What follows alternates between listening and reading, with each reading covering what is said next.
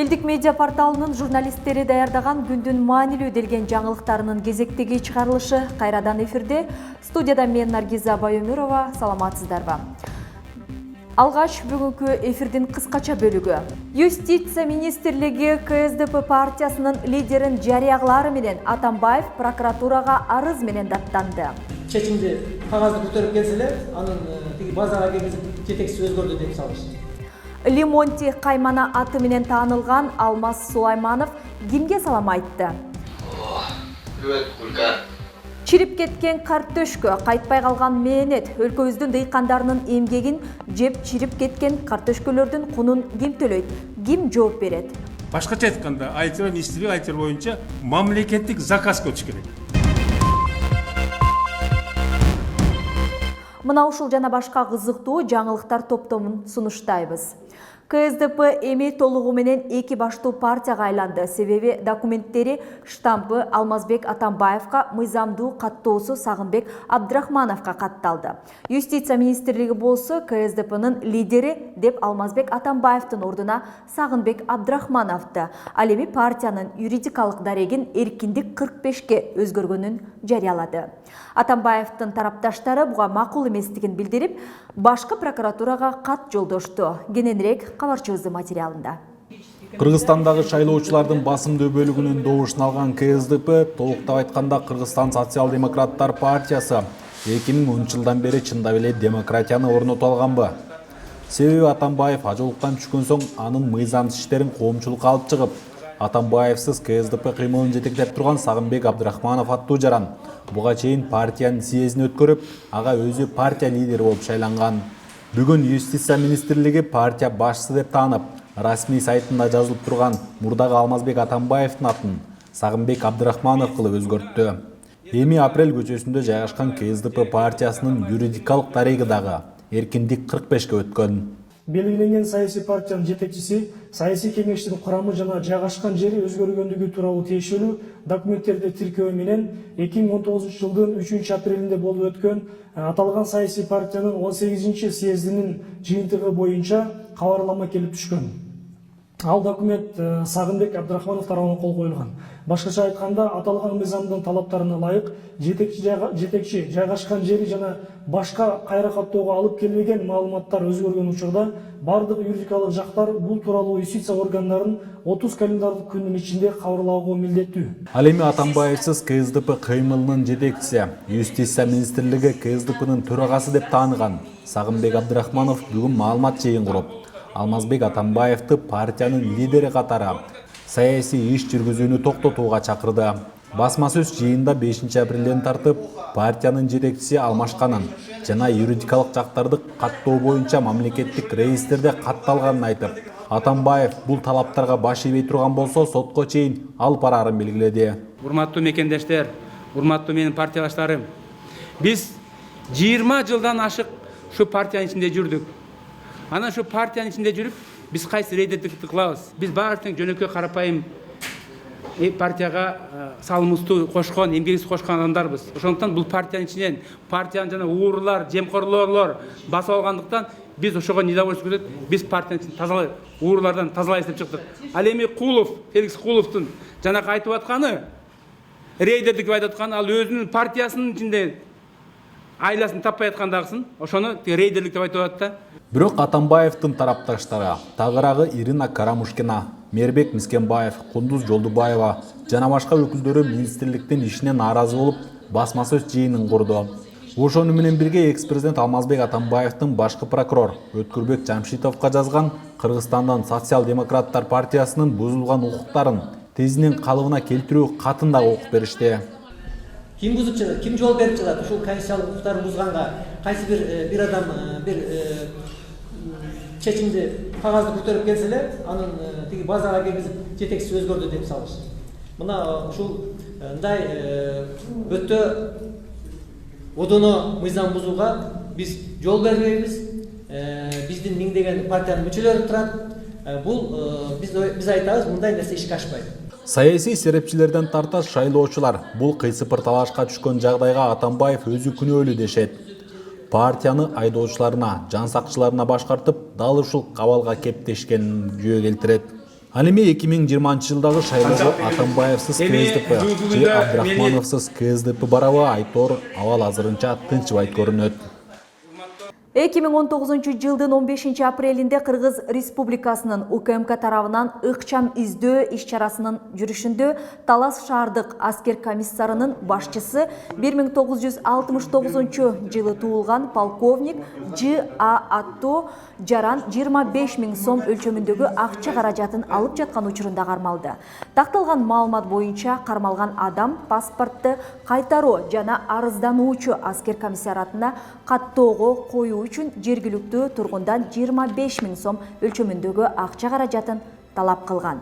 Материалдар Кыргыз Республикасынын кылмыш жаза кодексинин 326 беренеси менен опузалап пара талап кылуу кылмыш белгилери боюнча сотко чейинки териштирүүнүн негизинде кылмыштардын жана жоруктардын бирдиктүү реестрине катталды.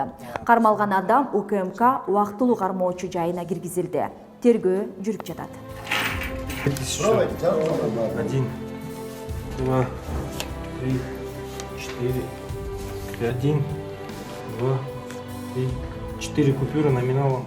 Лимон Те Каймана аты менен таанылган Алмаз Сулаймановдун 16 колониядагы жашаган бөлмөсүнүн тасмасы социалдык тармактарда тарады. Анда Крим чөйрөнүн өкүлү «Привет, Гулька» деп үн катты. Видеодо Лимонтинин бөлмөсүнүн шарты жакшы экени байкалып турат. Ошол эле убакта жаза аткаруу мамлекеттик кызматы ал видеодогу маалыматтарды четке кагып, учурда Лимонтинин камактагы бөлмөсүнүн видеосун жарыя кылышты. Привет, Гулька. Все. Тамақ ішті тарт. Тартырайын? Всю комнату. Мен да тартам. Болды. Мирбек Асаналиев аттуу Facebook колдонуучусу 2 класстын окуу китебиндеги кетирилген катаны жарыялады.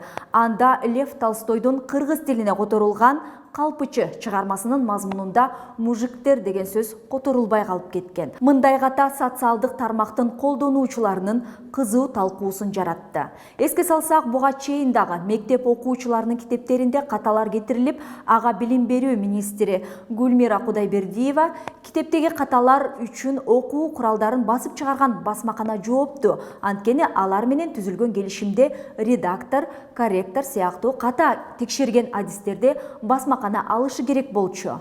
Министрликте андай штат каралган эмес. Мен ар бир китепте карандаш менен текшерип отура албайм да. Билим берүү академиясы болсо китептин мазмуну билим берүү стандарттарына туура келеби, жокпу, ошону гана текшерет. Бул каталар үчүн биз басмакананы сотко беребиз деп айттык деген жообун берген.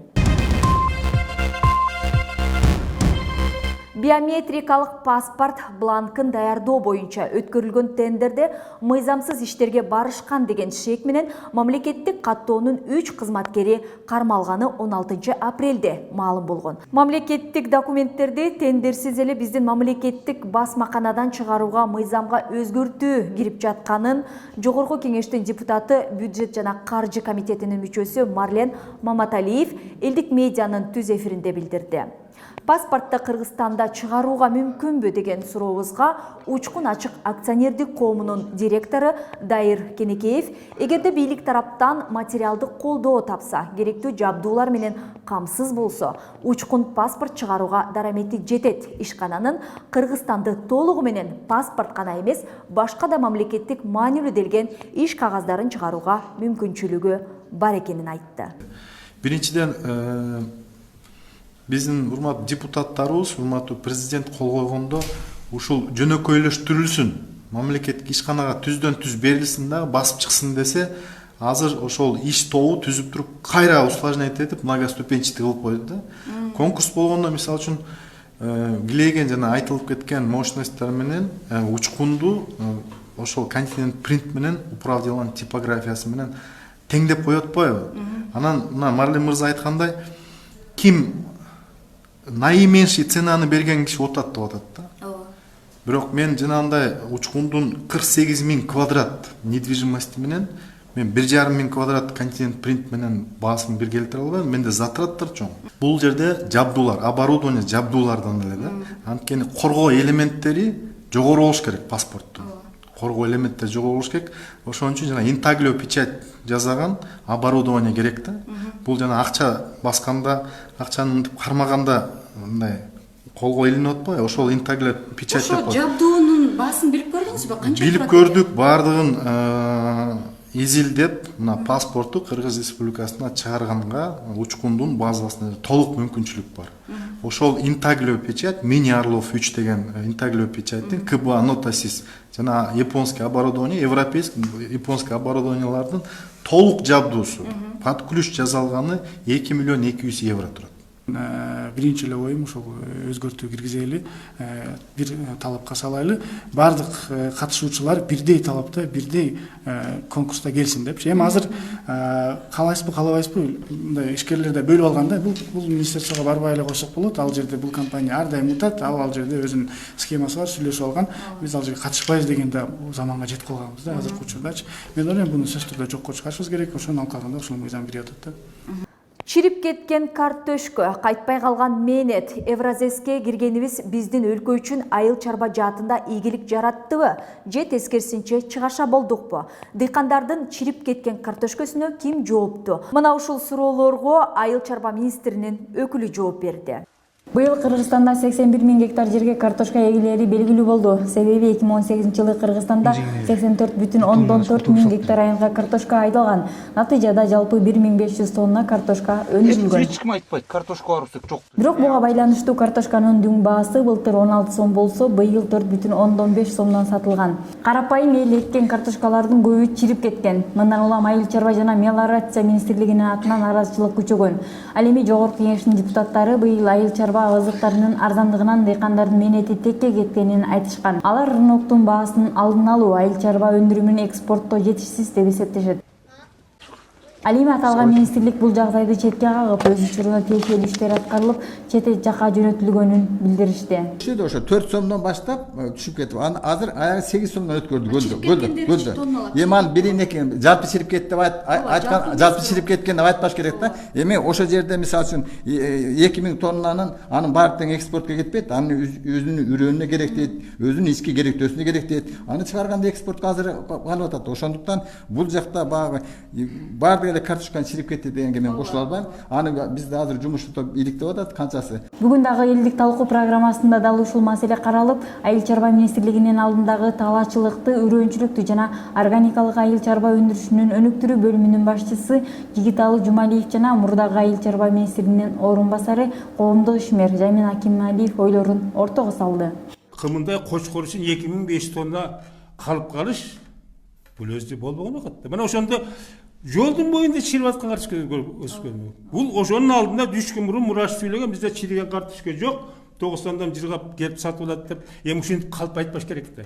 Мунун баарын какшап атканыбыз, эми быйылкы жыл ошондой болсо экен деп атабыз. Ошону пландаштырса, баланчаны сепсек, сепкенден ошонун артынан сен туура сурадың, сен кандай жардам болсо. Булардын жардамы эле ошо сатчуу кишилерди таап берип, ошонун баасын коюп туруп, элдин экспорт кылганын камсыз кылса, башкача айтканда, айыл чарба министрлиги айыл чарба боюнча мамлекеттик заказ көтүш керек. Канча бизге буудай керек, эт керек, сүт керек, картош керек, жашыл чер тогуз боюнча. Ошо карата септириш керек да, бирок ошону сатып экспорт кылууга башка мекемелер биригип туруп, же болбосо атайын бир комитет түзүп туруп, ошону ишке ашырса эле, пландаштырса эле, иштин баары оңолгон турат. Мына ушул булардын колунан келбей атат да. Айрым маалыматтарга караганда былтыр дыйкандар 200 000 тоннадай картошкасын сата албай калган. Ал эми айыл чарба министрлиги кампада 50 000 тонна гана картошка калганын айтышкан. Ал эми быйылкы жылдын жыйынтыгы кандай болору азырынча белгисиз. Ал эми азыр кезекти аймактык кабарчылардын даярдаган материалдарына берсек.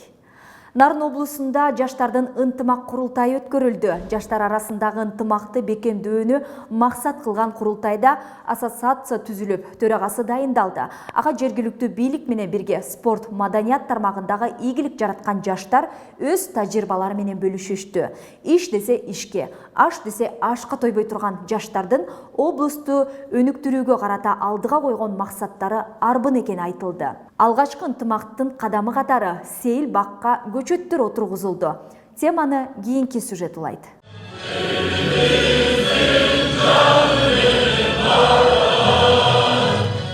Жандуу үн менен мамлекеттик гимнди аткарып жаткандар Нарын облусунун демилгелүү чыган жаштары.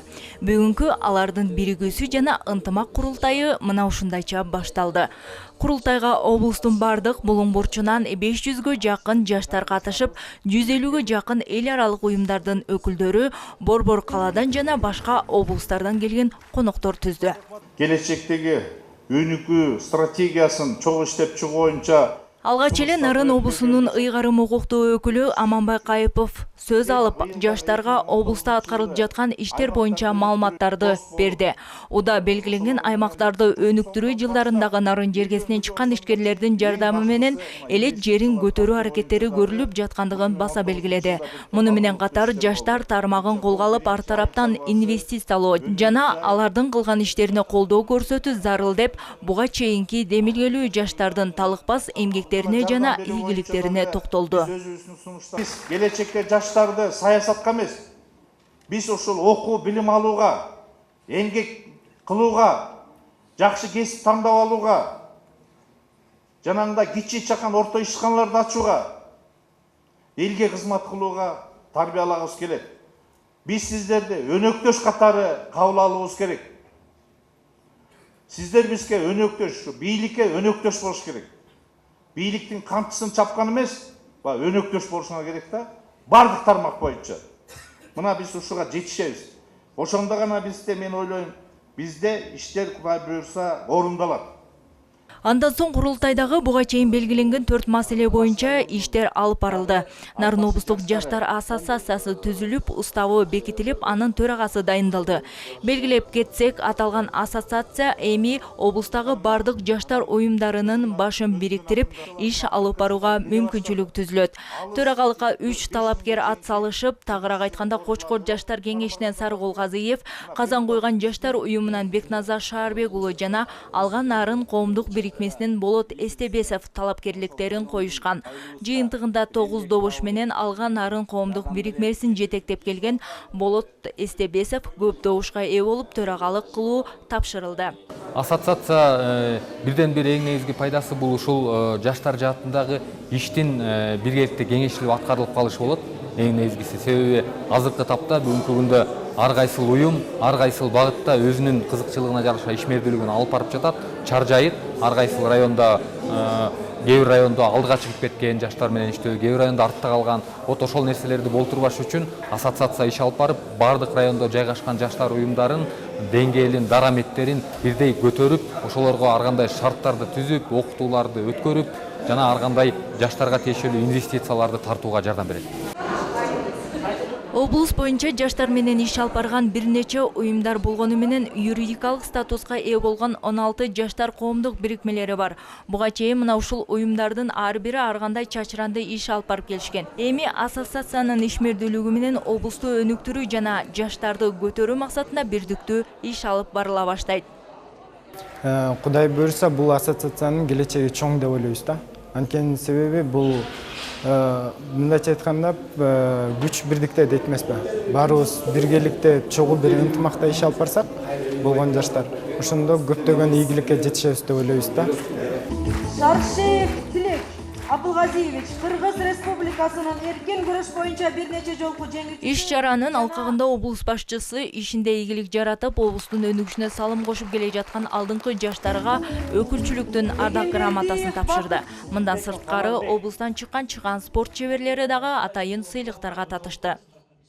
Жалпы Нарын шаарынын жаштары, Нарын шаарында иш алып барып аткан бардык жаштар уюмдары, анан тышкары биздин жергиликтүү бийлик өкүлдөрү менен өнөктөштүктө бүгүнкү курултайды өткөрүп атабыз. Негизги максаты бул жаштар арасында, жаштар уюмдарынын арасында ынтымакты бекемдөө, ушу жаштар саясатын жүзөгө ашыруу жаатында биргеликте жапа-тырмак иш алып баруу максатын көздөп турат. Алла разы болсун, жаштар келечек силердин колуңарда. Нарын облусунун ынтымак жаштар курултайы Нарын шаарынын жаштары тарабынан уюштурулган. Соңунда Нарын шаарындагы городок чөлкөмүндөгү сейил бак эсалуу жайында бак төгүү иш чарасы менен жыйынтыкталды. Гүлера Туратбекова, Бактияр Сарсаров, Нарын шаары. Кезек Москвадагы жаңылыктарда полиция кызматкери Андрей Райскийден өлүмүнө шектүү катары кармалган Нурлан Муратовдун жактоочусу маалымат жыйын уюштурду. Анда тергөөчүлөр тарабынан Муратовдун күнөөлүү экенин далилдеген бир да факт жок деп айтылды. Учурда сот процесси улам жылдырылып жатканына тергөөчүлөрдүн алмашуусу себеп болууда. Ал эми соттук медициналык экспертизанын жыйынтыгы боюнча полиция кызматкери октон жаракат алып каза болгон делет.